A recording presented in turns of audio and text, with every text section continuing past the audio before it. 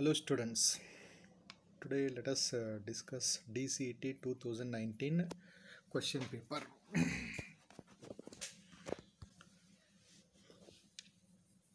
The first question is dash dash value changes during program execution. Four options for this question are A constant, B variable, C static, D simple. So in a program there are two types of quantities we are using. So one type of quantity, that value will not change up to the end of program execution. Another kind of quantity which may change during program execution, that is called as variable. The first one is called as constant. So according to this, right choice for this question is B, variable. Okay, next question. Size of in C is option A function, option B constant, option C operator, option D macro. So size of operator is the most common operator in C language. It is a compile time unary operator and used to compute the size of its operand. It returns the size of a variable. It can be applied to any data type, float type, pointer type, variables. So the correct option for this question is option C, operator.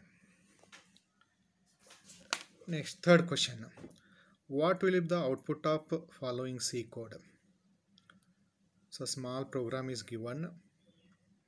Small but very tricky questions are usually given in a DCET.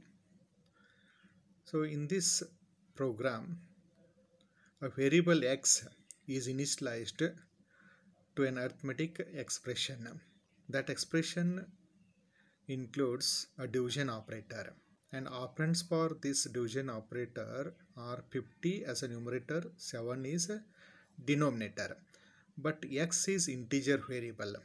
So when you divide 50 by 7, usually a real number you get as a result, 7 point something you get. But x is an integer variable, it can store only integer value. So in that real result, the integer portion will be extracted and that will be initialized to variable x. So whatever value you get, actual value you get now after dividing 50 by 7, 7 point it may be something 142 or 143, but in that only integer part is extracted and that will be assigned to variable x. And in next line, printf function is used which prints the value of variable x. So integer part is stored in that variable x. So 7 is the right answer for this question. So option C is correct option. Next, question number 4. Dash dash keyboard is used to skip current iteration of loop in C. Four options for this question are A break, C return, C continue, D exit. So break statement, that is unconditional statement, simply breaks the loop. It will not allow to control to go to next iteration. And option B, that is return. So return, it returns the control from function to calling program. Then option C, continue. This is also unconditional jump statement. It also breaks the present iteration from there where this continue statement is present and allows control to go for next iteration of loop. So the right answer for this question is option C, continue. Next, fifth question. How many times hello is printed? A small main program is given here. First line is preprocessor statement which includes header file, that is stdio.h. Next heading main, and here also a variable x is initialized to 0, and while loop is used. In that loop condition is x plus plus smaller than 5. X plus plus, that is postfix increment operator, is used. See, x value is compared with 5 first, then it will be incremented according to postfix operation syntax. Okay, so the loop consists of only one statement, that is printf function printing the word hello. So as x is initialized to 0, which is less than 5, so hello is printed. The next time x is incremented, then it will become 1.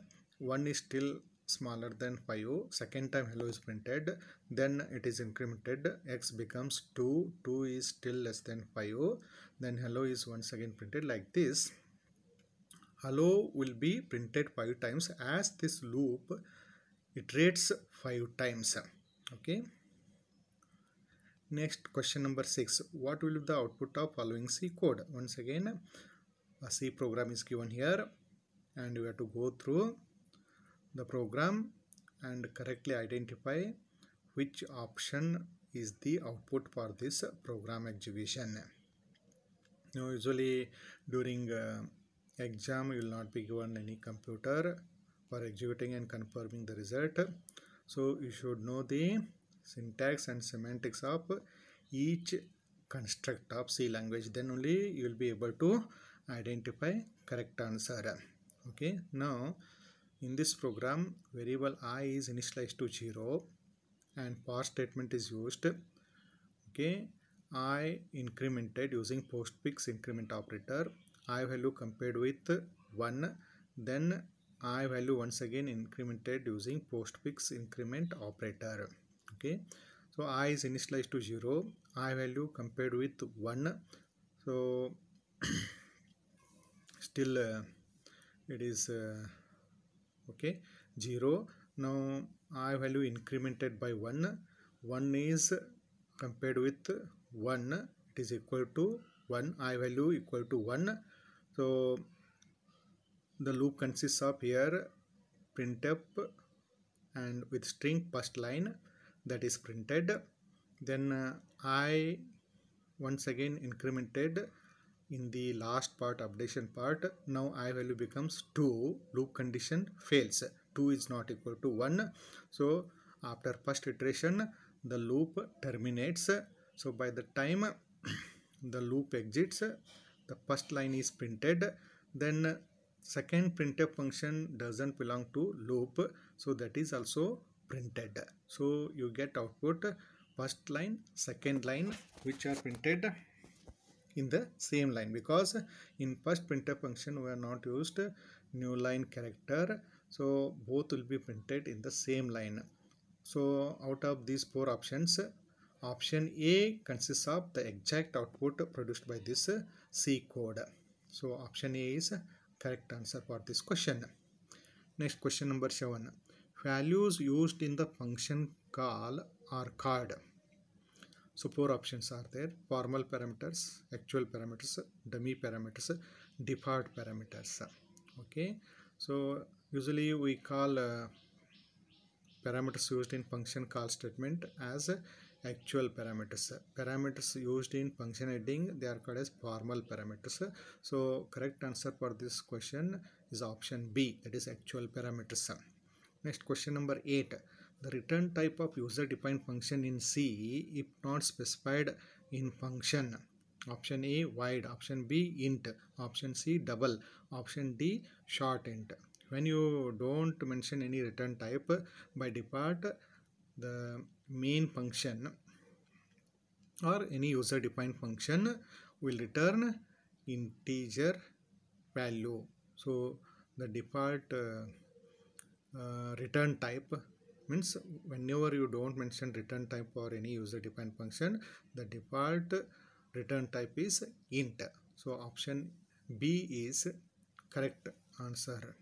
So here you have to consider option B as the right choice for this question, and by mistake it is printed as A, you have to treat as B. Okay. Next, 9th question. Determine the output of the following code. Here one user defined function is there. int abc int. Int is return type, abc is function name, and it makes use of single integer argument. Okay, in main function we are initializing variable I with the return value of this user defined function, which makes use of argument 5. Okay, 5 is passed to function, and what the function does by taking this 5 as an argument. Okay, so that will be passed to formal parameter I.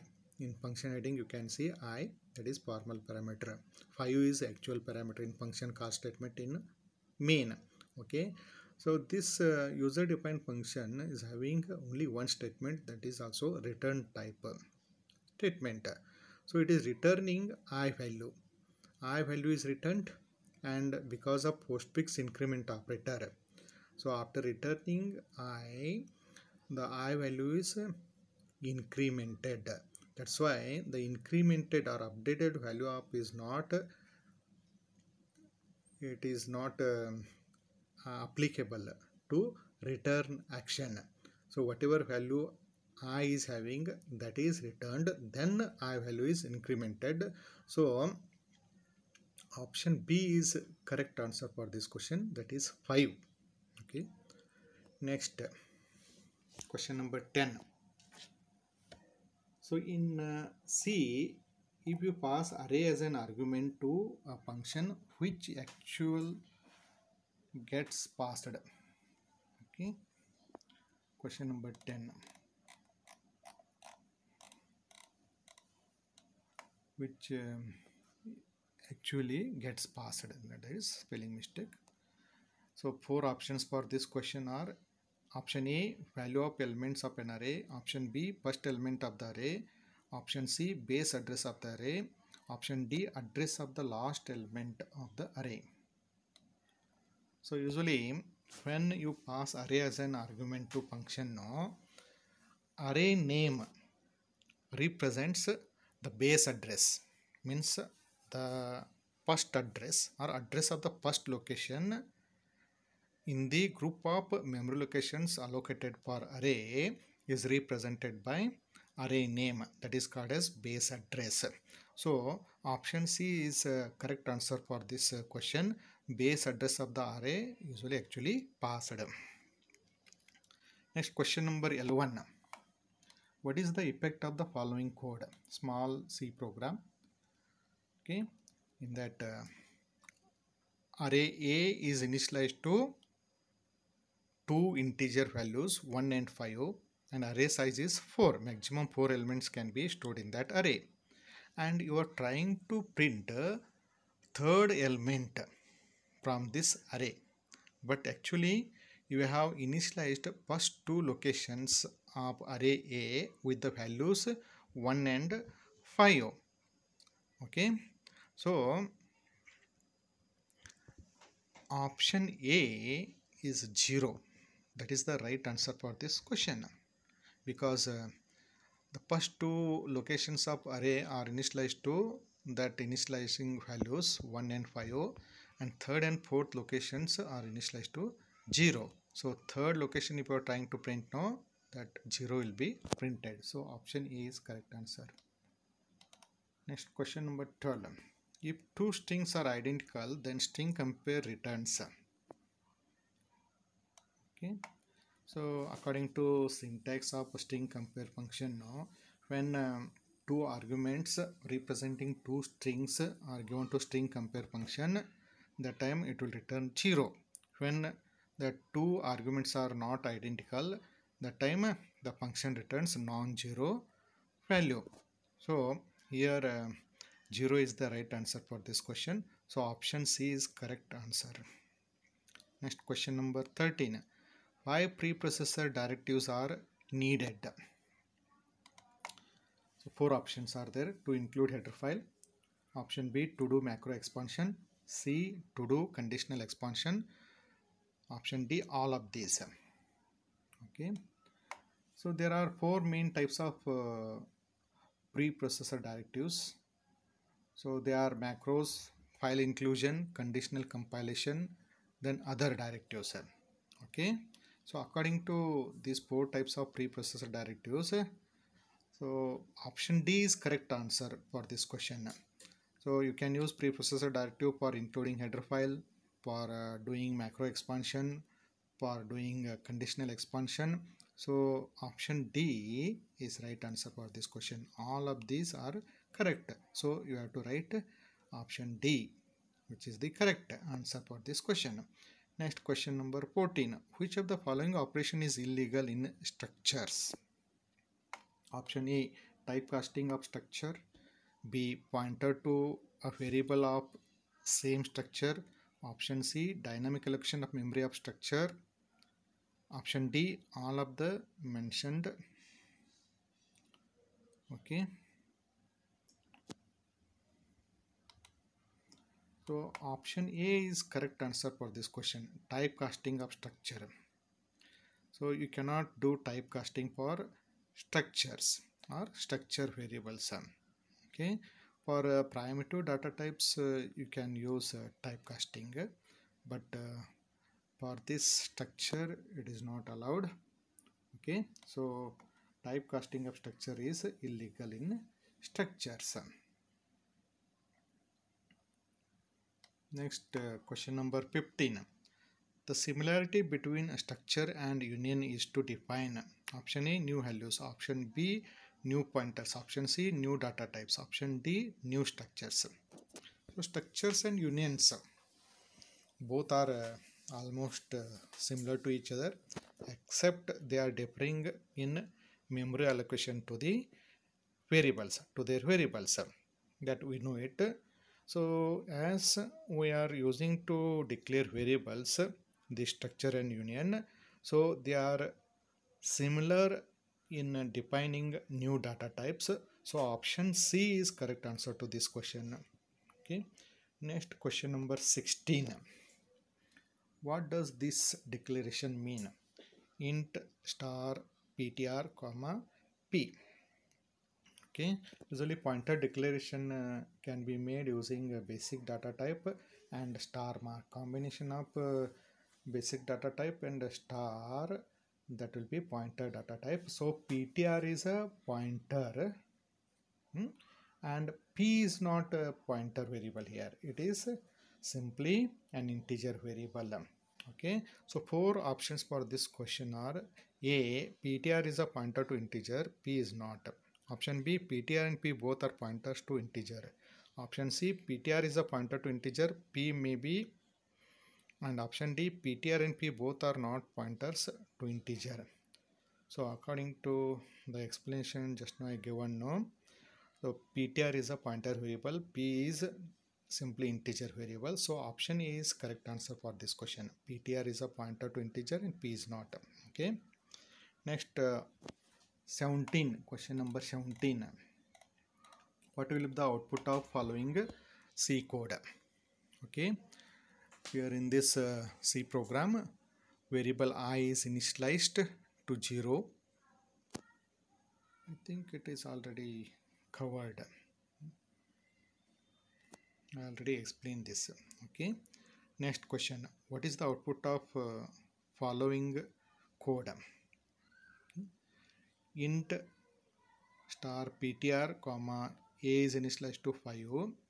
Okay. Here ptr is a pointer variable, a is an integer variable. So a is initialized to value 5. And ptr cannot be initialized to value, but you can initialize pointer variable to the address of a variable. A is a variable, its address is used to initialize pointer variable. Okay. Next, using pointer, we have updated. So pointer is updated by 1. But as star mark is used with pointer variable, no, it will represent the value pointed by the pointer variable. So when you try to print the pointer indirection operator and variable a, okay, so now the variable a is updated actually in a previous line. Star ptr is assigned p star ptr plus 1 means actually it is updating variable contents. Variable a's contents. A is having 5, when it is updated by 1 means it becomes 6. So star PTR also represents the value of variable. If you write only PTR, it prints the address of variable A. If you write star PTR, it will print the value present in the variable A. So both will print updated value of A. So 6 6 you get. Option C is correct answer for this question. Next, question number 19. The first element of an array ABC can be accessed by. Okay. Option A, ABC 0. Option B, star ABC. Option C, star ABC plus 0. Option D, all of these. As we know in C, indexing begins with 0. So the first element is represented by ABC of 0. So option A is correct answer for this question. Next, question number 20.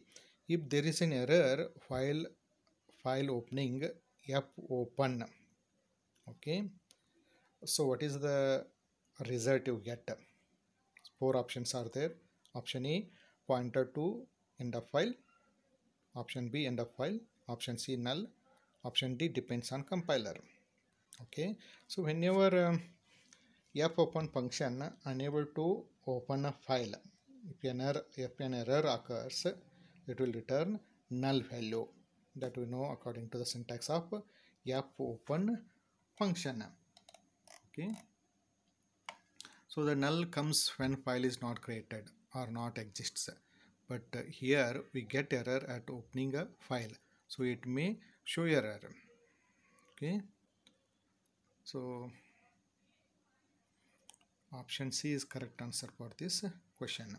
Next, question number 21. Which of the following is a primitive data type? Option A, array. Option B, structure. Option C, enum. Option D, boolean. Okay, primitive data type is basic data type. So actually in C we have basic data types int, float, char, double. Some programming languages support boolean data type. Of course, C directly doesn't support boolean, but the values, integer values 0 and 1 can be used for representing boolean values false and true. So option D, boolean, is primitive data type. So option D is correct answer for this question. Next, question number 22. Which data structure is used to perform recursion? 4 options for this question are: option A, queue. Option B, stack. Option C, array. Option D, list. So correct answer for this question is stack. So in recursive function means a function calls itself. So whenever the function calls itself first time, second time, up to n time, no, so its present status will be pushed into stack. Okay, so once the recursion is over now, or during calculation of any value during recursive function execution, stack contents are popped back into program. So stack is used during recursive function or recursive function execution. Okay, so option B is correct answer for this question. Next, question number 23. Removing an element from an empty stack is called: option A, underflow. Option B, empty collection. Option C, overflow. Option D, garbage collection. So correct answer for this question is option A, underflow. In a stack, if a user tries to remove element from the empty stack now, then it is called as underflow. In stack operations, we use push and pop operations. During the full stack condition, the user may use the push operation, but when user uses pop operation on the empty stack now, it creates underflow condition. Next, question number 24. Which of the following applications may use stack? Option A, parenthesis balancing program. Option B, tracking of local variables during runtime. Option C, compiler syntax error. Option D, all of these.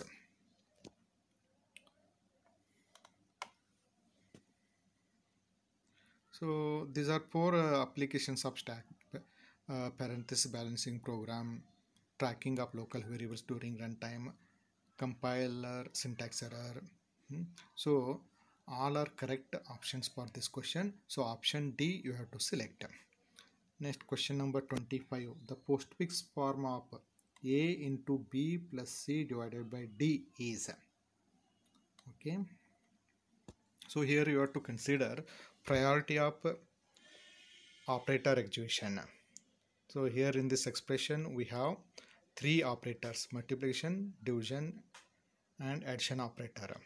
Multiplication and division operator have got higher priority than addition operator.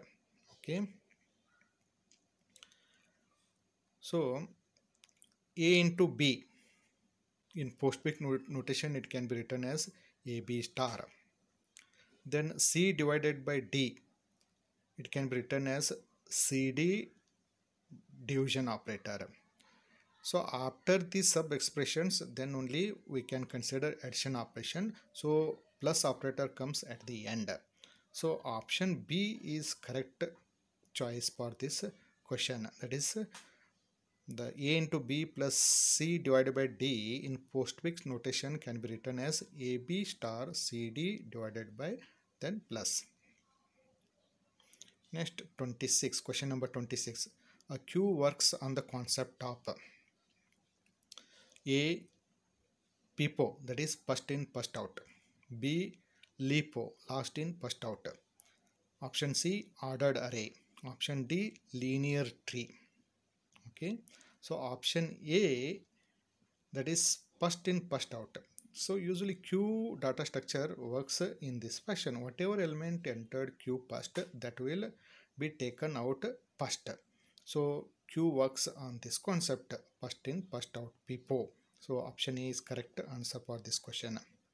Next question number 27. If the elements M, N, O, P are placed in the queue by inserting M first and are deleted one at a time, in which order will they be removed? Option A, M, N, O, P. Option B, N, M, O, P. Option C, P, O, M, N. Option D, P, O, N, M. Queue follows first in first out approach. That is first in first out approach means whatever element entered first that will be taken out first. So the order of removal elements are M, N, O, P. So option A is correct answer for this question. Next question number 28. Dash dash permits insertion or deletion from the both ends but not in the middle. Option A, Q. Option B, TQ. Option C, circular queue. Option D, none of these. So correct answer for this question is option B, DQ. In DQ, we can insert or delete elements from both ends. In Q, we'll follow first in first out principle for insertion and deletion of elements. So element with least priority will be deleted in a priority queue. So according to this, option B, DQ, priority queue, it is called as priority queue, is the correct answer for this question. Next question number 29. Which of the following C code is used to create new node? Option A, PTR is assigned node star malloc size of node. Option B, PTR is initialized to node star malloc node. Option C, PTR is initialized to node star malloc size of node star. Option D, PTR is initialized to node malloc size of node. So option E is correct answer. That is PTR is initialized to node star malloc size of node. So as it represents the right way to create a node. Next last question. Question number 30. The statement which is false about doubly linked list. Option A, we can traverse in both the directions.